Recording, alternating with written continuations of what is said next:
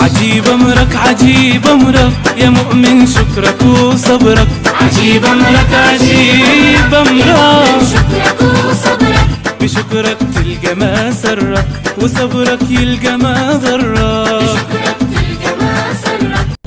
عجيب أمرك عجيب أمرك يا مؤمن شكرك وصبرك عجيب أمرك عجيب أمرك شكرك وصبرك oo aaday waddan qaali ah waa niyadjabaysaa waa waxaad adiga aaminsantaha laakiin waxaa ogaataa in nin dibad ama waddan qaali aad aado inaysan kuu soo kordhinin cilmi gaar ah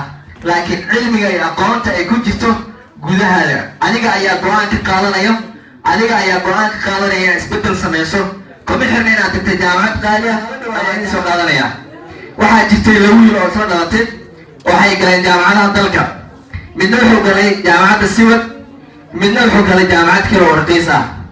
labadooda markasta way isku faani jireen waxay dhihi jireen aniga jaamacadda weyn waxaan dhigtaa aan caadi ahayn oo siwad la yidhaahdo qaali ah nin kale wuxuu yidhi aniga jaamacad kale oo aan caadi ahayn ayaan dhigtaa markii la fiiriyo bulshadani labada jaamacadood jaamacad ayaa sarreyso wiilka dhiganayay jaamacadda hoose ayaa maanta wuxuu yahay nin ku shaqeeyo bishii $5,000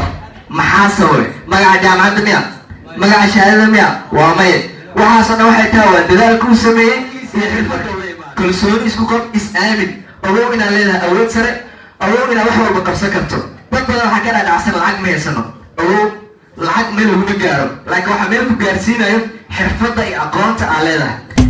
عجيب أمرك عجيب أمرك يا مؤمن شكرك وصبرك عجيب أمرك عجيب أمرك شكرك وصبرك